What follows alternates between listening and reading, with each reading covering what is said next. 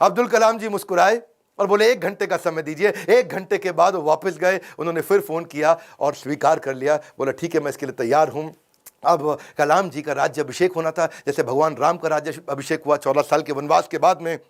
और भगवान राम जब वापस आए और उनका अभिषेक, तो अभिषेक के समय पर उनके भाई ने उनसे पूछा कि आप किस किस को राज्याभिषेक में बुलाना चाहते हैं। तो भगवान ने बोला 14 साल में था नहीं, मेरे यहाँ कोई दोस्त है नहीं, और जो हमारे दोस्त थे उन सबको आप जानते ही हैं, आपने सबको इन्वाइट कर ही लिया होगा। और इतने में भगवान राम ने कहा हाँ, पर इस वनवास के दौरान मेरा एक दोस्त बना था। वही शुरुआत के जो साल थे, उन दिनों एक नाविक हमें नदी पार कराया करता था, केवट। वो केवट ने हमारी बहुत मदद करी है, वो हमारा मित्र है। उस केवट को बुला के लाओ राज्याभिषेक में। और केवट को लाके सबसे आगे भगवान राम के उस राज्याभिषेक में बुलाया गया था। ठीक उसी प्रकार जब अब्दुल कलाम जी से पूछा गया कि अब आपका भी राज्याभिषेक हो रहा है, you are going to become president of India, और कलाम जी ने कहा आपने जिस जिसको बुलाना था सबको बुला लिया है। मेरे 2 ही मित्र हैं। जब मैं साउथ में रहा करता था तो उस समय एक मोची जो मेरे जूते बांधने में फटे जूते होते थे, उसने मेरी बहुत मदद करी, वो मेरा मित्र है, उसको बुला लीजिए। और एक ढाबे वाला जिसने उनको खाना खिलाया और कभी कभी 2 रोटी एक्स्ट्रा भी खिलाई, बोला उनको दोनों को जरूर बुला लीजिए। विनम्रता के उदाहरण खत्म थोड़ी होंगे।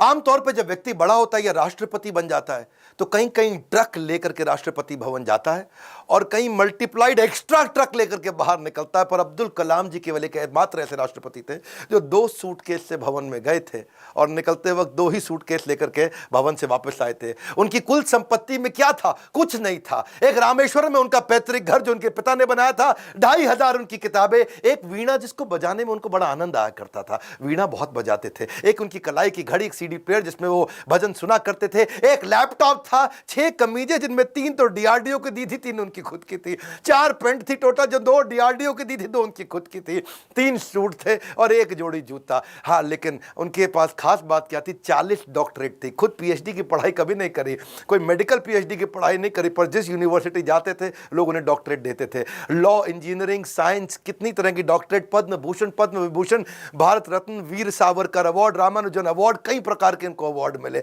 उनकी एक खास बात मैं जरूर बताना चाहूंगा, हालांकि वो मुसलमान थे लेकिन वेजिटेरियन थे।